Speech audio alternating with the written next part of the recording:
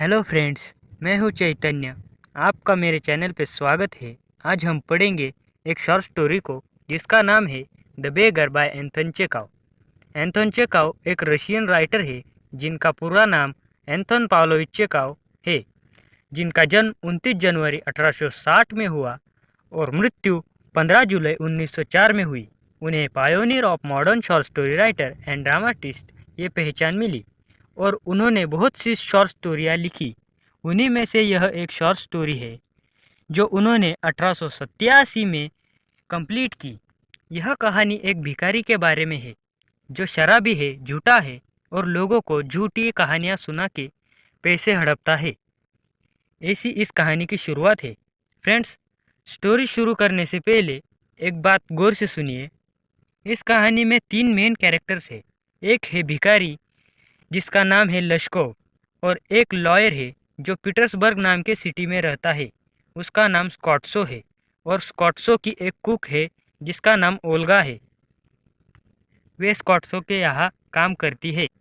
कहानी की शुरुआत में एक दिन स्कॉट्सो रास्ते से उसके घर जा रहा था। तभी वो भिखारी स्कॉट्सो को आवाज़ देता है और कहता है कि साहब, दया करके मुझे थोड़े पैसे दे दीजिए। मैं 3 दिन से भूखा हूँ। मेरे पास रात गुजारने के लिए फूटी कौड़ी नहीं है। 5 बरस पहले मैं एक विलेज स्कूल में स्कूल मास्टर था, पर कुछ झूठे लोगों के वजह से मुझे मेरी नौकरी छोड़नी पड़ी और उसी वजह से मेरा यह हाल हो गया। ना घर का ना घाट का। दया करके मुझे पैसे दे दीजिए।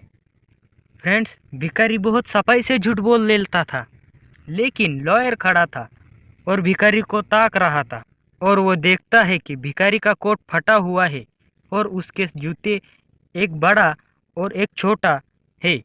भिखारी की आंखें नशे में डूबी हुई है और उसके गाल पर शराबी वो वाली लक्षण है।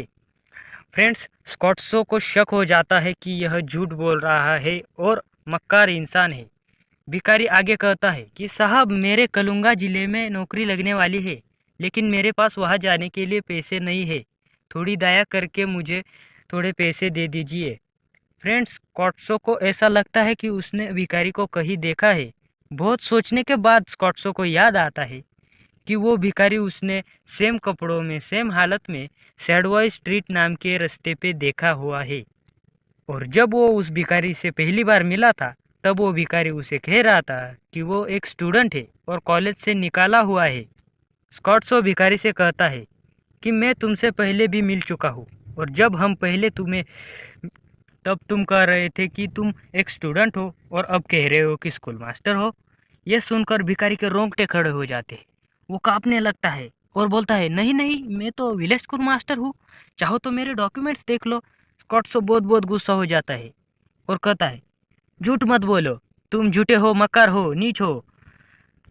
मैं तुम पे केस कर दूंगा, पुलिस के हवाले कर दूंगा तुम्हें। माना तुम गरीब हो और लाचार हो, लेकिन क्या तुम्हें झूठ बोलने का और लोगों को फंसाने का लाइसेंस मिल गया क्या? लोगों को ठगने का बंद करो। स्कॉट्सो आगे कहता है, अरे टीचर और स्टूडेंट समाज में बहुत रेप्यूटेड पोस्ट होती है। स्कॉट्सो बहुत गुस्सा है और उसका चेहरा लाल पड़ गया है और भिखारी ने शर्म से सिर झुका लिया है। तभी भिखारी दिल में पत्थर रखकर बोलने लगता है, आपने सही कहा साहब, मैं टीचर नहीं और स्टूडेंट भी नहीं। सच बताऊँ तो मैं संगीत मंडली में गाना गाता था, वहीं पर मुझे शराब की लत लग गई। उस वजह से मुझे संगीत मंडली से निकाल दिया गया और मैं झूठ बोलने लगा कि कोई मुझे भीख देगा। अगर मैं झूठ नहीं बोला तो कोई मुझे कुछ नहीं देगा। स्कॉट्सो कहता है, तुम काम क्यों नहीं करते? स्कॉट्सो कहता है, वो सब बराबर है, तुमने काम करना चाहिए। उस बात पर भिखारी कहता है, पर साहब, मुझे काम कौन देगा? स्कॉट्सो कहता है, तुम कितने मूर्ख हो। अरे तुम जवान हो, ताकतवान हो, नौकरी क्यों नहीं मिलेगी? पर तुम्हें पता है कि तुम सुस्त हो, आलसी हो, निकम्मे हो, शराबी हो। अरे झूठ, दारू और आराम, ये तुम्हारी रगों रगों में दौड़ चुका है। भीख मांगना और झूठ बोलना ये छोड़कर तुम्हें कुछ नहीं आता। तुम मेहनत मजदूरी क्यों नहीं करते? चलो मैं तुम्हें अपने घर में काम देता हूँ, तुम लकड़ियाँ काटोगे मेरे लिए। भिखारी हाँ में सिर हिला देता है और दोनों स्कॉट्सो के घर चले जाते हैं। स्कॉट्सो अपनी कुक ओल्गा को बुलाता है और कहता है, कि जेंटलमैन को ले जाओ और लकड़ियाँ काटना सिखा दो। भिखारी ओल्गा के पीछे पीछे चला जाता है और ओल्गा भिखारी को कुल्हाड़ी फेंक के देती है और गालियाँ बकनी शुरू कर देती है। भिखारी डर जाता है और कुल्हाड़ी उठाकर लकड़ी के टुकड़े पर पटकता है। स्कॉट्सो उसे अपनी डाइनिंग हॉल के विंडो से देख रहा होता है और मन में सोचने लगता है, भिखारी ओल्गा के नशे में है, और सोफे पर बैठ जाता है। 1 घंटे बाद ओल्गा स्कॉट्सो के पास जाती है और कहती है कि साहब, काम पूरा हो चुका है। स्कॉट्सो भिखारी को हाल्फ रूबल देने के लिए कहता है। हाल्फ रूबल एक रशियन करेंसी है और स्कॉट्सो ओल्गा को कहता है कि भिखारी से कहो अगर वो चाहे तो हर महीने की शुरुआत में आ जाया करे और काम किया करे। भिखारी अगले महीने की 1 तारीख को भी स्कॉट्सो के घर चला जाता है और काम करने लगता है। स्कॉट्सो फिर उसे 50 रबल्स देता है। इस तरह हर महीने भिखारी 50 रबल कमाने लगता है।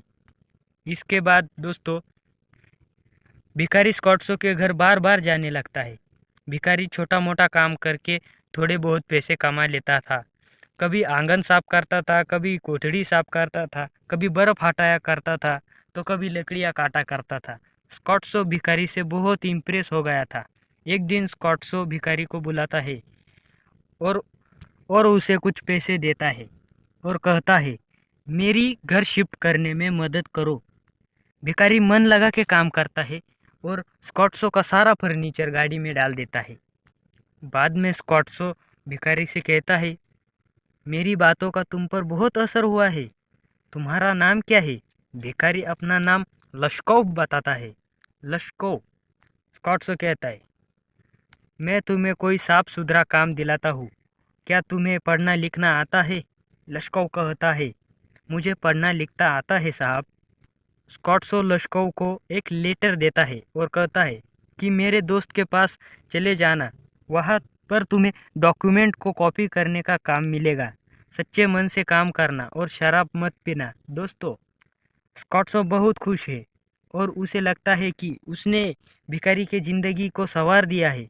इसके बाद स्कॉट्सो लश्कोव को अलविदा कहता है और वहाँ से चला जाता है और लश्कोव भी वहाँ से चला जाता है। लश्कोव इसके बाद कभी नहीं आता। अब दोस्तों, वक्त बीतता जाता है।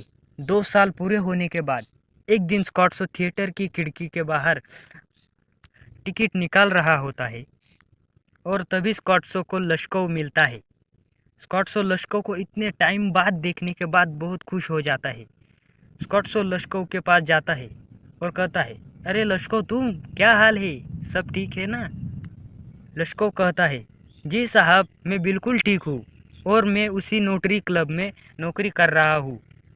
स्कॉट्सो इस बात से बहुत खुश होता है और स्कॉट्सो कहता है कि मैंने आखिरकार तुम्हें सही रास्ते पर चला ही दिया। हालांकि मेरे शब्द कड़वे थे, लेकिन उन कड़वे शब्दों से तुम्हारी ज़िंदगी बदल दी। लश्कोव भी हाँ में मान हिलाता है और स्कॉट्सो का शुक्रिया अदा करता है कि अगर आप नहीं होते तो मैं आज किसी सड़क पे भीख मांग रहा होता। आपका बहुत बड़ा एहसान है मुझ पर।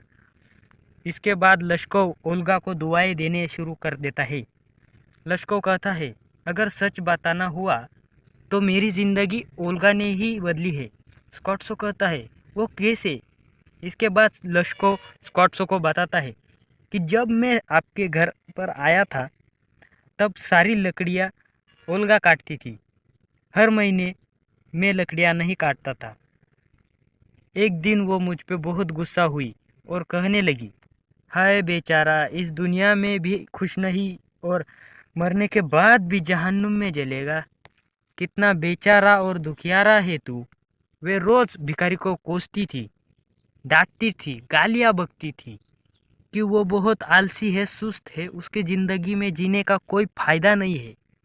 यही सुनकर लश्कोव की ज़िंदगी बदल गई। लश्कोव आगे कहता है, साहब, मुझे लकड़ियाँ काटना नहीं आता था, फिर भी वो लकड़ियाँ काट के देती थी मुझे और पैसे मैं ले लेता था। उसे देखकर मेरी ज़िंदगी बदल गई। मैंने शराब पीना छोड़ दिया। मैं दिल से कहता हूँ साहब, ओल्गा ने ही मेरी ज़िंदगी बदल दी है। इसके बाद दोस्तों थिएटर की घंटी बज जाती है और मूवी शुरू हो जाती है और दोनों थिएटर में मूवी देखने के लिए चले जाते हैं और यही हमारे कहानी का द एंड हो जाता है फ्रेंड्स।